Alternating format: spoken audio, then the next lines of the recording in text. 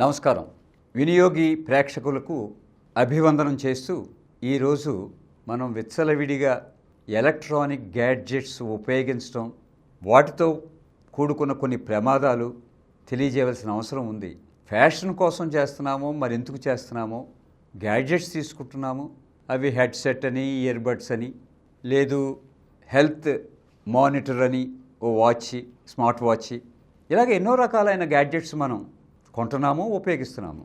అది ఒక modern gadget నా దగ్గర ఉన్నది అన్న ఆనందం కంటే ఆ గ్యాడ్జెట్ మిమ్మల్ని ఎలా ఇంపాక్ట్ చేస్తుంది అన్నది కూడా కావాలి.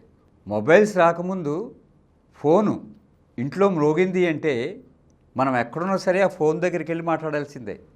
కొంత ఫిజికల్ ఎక్సర్సైజ్ ఉండేది. ఈరోజు మొబైల్ వచ్చిన తర్వాత ఏ కుర్చీలను కూలబడిపోయి గంటల తరబడి మొబైల్ చూస్తూ మన సమయాన్ని వెచ్చించడం సంగతి అలా వదిలేస్తే ఇంట్లో సంబంధాలు ఏమి లేవు. ఇప్పుడు నో ఫ్యామిలీ రిలేషన్స్.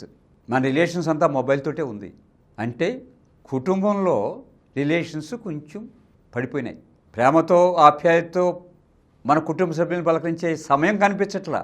రాత్రి వేళకి నిద్రపోయేవాళ్ళం, ఇప్పుడు అది చేయట్లేదు. ఇది కాక ఛార్జింగ్ పెట్టుకుని మళ్ళీ ఏ ఫోన్ వచ్చేస్తుందో అర్ధరాత్రి కాడ ఏం మిస్ అయిపోతామో అని చెప్పి మళ్ళీ ఆ ఫోన్ని మన తల దగ్గర ఎక్కడో బలమే పెట్టుకుని దాన్ని ఛార్జింగ్ పెట్టుకుని నిద్రపోతాం. మరి ఛార్జింగ్లో పెట్టిన ఫోన్లు పేలిపోవటం లేదా? ఫోను ఛార్జ్ చేస్తున్నప్పుడు మాట్లాడి పేలిపోయిన వాళ్ళు చనిపోయిన ఉదంతాలు లేవా? అయినప్పుడు మనకు జరగదలేన ఒక ధీమా. ఇది పొరపాటు. ఏదైనా జరగవచ్చు. దానికి ఆ లక్షణం ఉన్నప్పుడు, ఆ బ్యాటరీకి ఆ లక్షణం ఉంది. ఛార్జింగ్ టైంలో అది పేలటానికి అవకాశం ఉంది. అన్నీ జరుగుతాయని కాదు. కాలం కర్మం కలిసి రాకపోతే మన చేతిలో సెల్ ఫోన్ ఉండి అది ఛార్జింగ్లో ఉంటే అది పేలొచ్చు. ఈ మధ్యనే చాలా ప్రస్ఫుటంగా వార్తాపత్రికల్లో వార్తను చదివాను. చాలా బాధ అనిపించింది. ఇయర్ బడ్స్ పెట్టుకుని, అంటే ఈ బ్లూటూత్ అలవాటు పడ్డాం. ఈ గ్యాడ్జెట్స్కి మళ్ళీ ఎక్స్టెన్షన్స్ ఉంటాయి. బ్లూటూత్ పాటలు వినొచ్చు, ఏదైనా చేయొచ్చు. మరి మీరు చెవిలో పెట్టుకున్న ఆ సాధనం వాల్యూమ్ ఎంత ఉండాలి అన్నది మీకు తెలియదు. సో కొంతకాలం అలాదే పనిగా హెడ్సెట్స్ అయ్యి పెట్టుకుని వాల్యూమ్ని నియంత్రించకుండా ఉంటే మీరు చెవిటివారు అయిపోతారు అన్న సంగతి మీకేమైనా అర్థమవుతుందా? ఇయర్ బడ్స్ అది మరి లైఫ్ స్టైల్నో, లేకపోతే అది ఏదన్నా వాళ్ళకి ఉపకరణ ఇస్తుందనో, లేకపోతే కారు నడుపుతున్నప్పుడు మొబైల్ ఫోన్లో మాట్లాడకూడదు అంటే మీరు మాట్లాడుకోవడానికి అవకాశం కలుగుతుందనో మీరు ఇయర్ బడ్స్ పెట్టుకుంటున్నారు. ఈ మధ్య అలా ఇయర్ బడ్స్ పెట్టుకున్న ఆ అమ్మాయి చెవిలో ఇయర్ బడ్ పేలింది. ఆ చెవికి శాశ్వతంగా వినికిడి శక్తి కోల్పోయింది. ఇంకా ఒక చెవే ఆవిడికి పనిచేస్తుంది.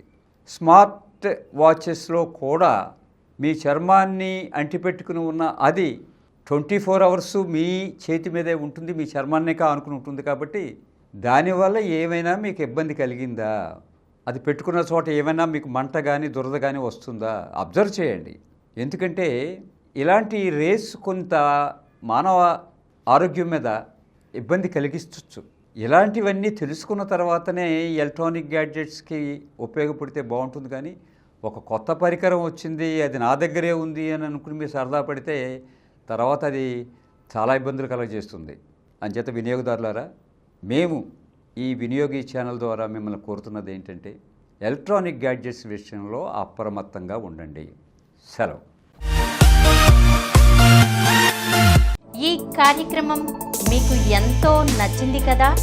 ఇటువంటి మరిన్ని వీడియోల కోసం అనతి కాలంలోనే 20 కోట్లకు పైగా వ్యూస్ సాధించిన సమరం ఛానల్ సమర్పించు సమరం వినియోగి ఛానల్కు సబ్స్క్రైబ్ చేయండి, లైక్ చేయండి, మీ ఫ్రెండ్స్కి షేర్ చేయండి.